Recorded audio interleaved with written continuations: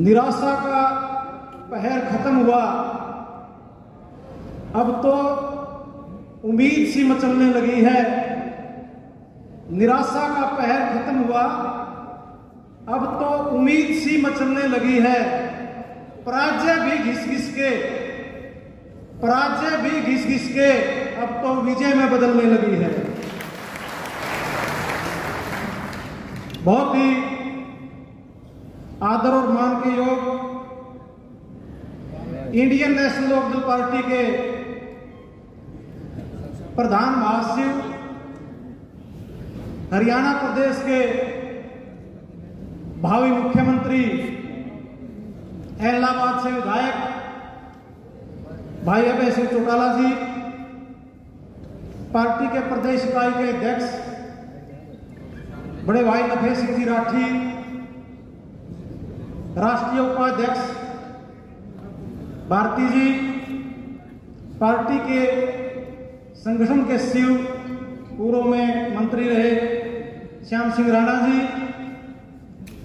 भाई नरेश शर्मा जी पूर्व विधायक, भाई राजेश जी, प्रजापति साहब, श्रीमती सुनैना चौटाला जी, अजीज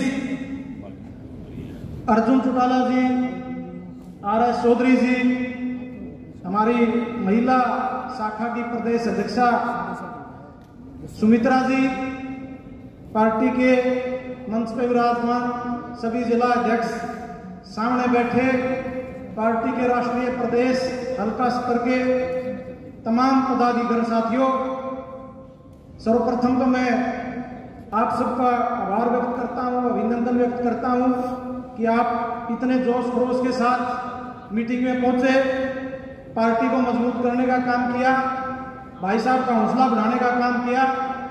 साथियों, पिछला कुछ अरसा पार्टी के लिए एक अग्नि परीक्षा के समान था, एक इम्तिहान था और तरह तरह की जो हमारे मन में शंकाएं थी, उन शंकाओं का दौर लगातार 2-3 महीने चला।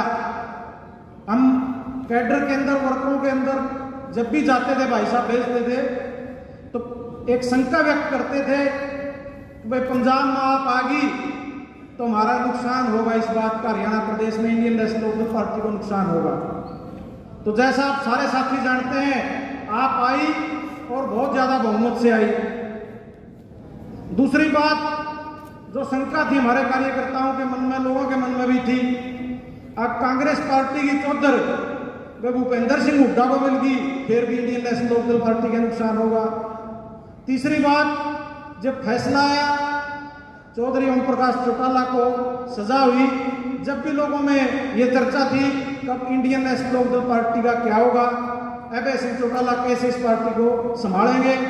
साथ ही साथ जो चुनाव आया लोकल बॉडीज का, शहर का, उसके लिए भी जब फैसला कर लिया गया कि पार्टी सिंबल पे लड़ेगी, फिर भी बहुत सी शंकाएं थी हमारे मन में, मेरे मन में भी थी।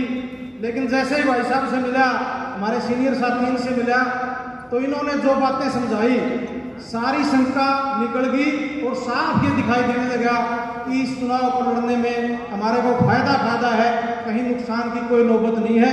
साथियों, जो बात इन्होंने हमारे को बताई, हम तो पूरी तरह से उसको समझ गए, लेकिन ये हमारी विफलता है अगले कैडर की कि हम पूरी तरह ग्रास रूट तक इस बात को समझाने में सफल नहीं रहे। लेकिन फिर भी साथियों, जो पहला मैंने पॉइंट बताया था पार्टी वाला, आपने देखा होगा भाई अभय सिंह चौटाला इसी तरह लगातार संघर्ष करते रहे और आप पार्टी का जो हाल है वो आपने देखा होगा। पंजाब में अभी बाई इलेक्शन हुआ और वहां जो मुख्यमंत्री और केजरीवाल जी बड़े बड़े दावे करते थे, वो मुख्यमंत्री 2 महीने के बाद स्वयं अपने गांव से चुनाव हार गया और एक क्षेत्रीय पार्टी को लोगों ने वहां से जिताने का काम किया।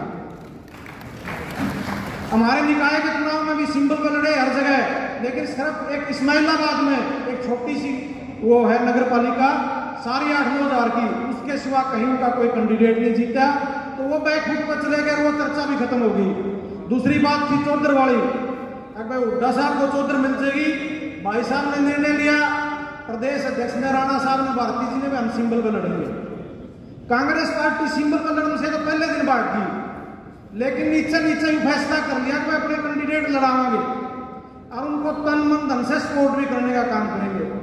तो राठी साहब बैठे हैं, जो गढ़ माना जाता है चौधरी भूपेंद्र सिंह हुड्डा का, रोहतक, सोनीपत और झज्जर, जहां लगातार रोड शो करने का काम किया दीपेंद्र हुड्डा जी ने और उनको तन मन धन से खर्चा भी दिया, सारे अपने कार्यकर्ता एमएलए लगा दिए।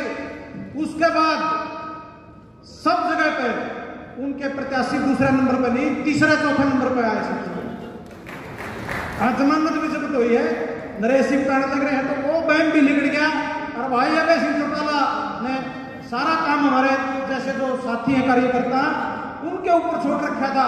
फिर भी 3 जगह आपके चेयरमैन जीते, आपका वोट प्रतिशत ये द्वारा ने तो 4 पॉइंट कुछ दिखावा है, क्योंकि ये उन जगह का वोट प्रतिशत काउंट नहीं कर रहे जहां हमने समर्थन दे रखा था, जहां हमारे वर्कर खड़े थे। यदि हम उस वोट को काउंट करेंगे तो 15% के नजदीक हमारी पार्टी का वोट बैंक हो गया है।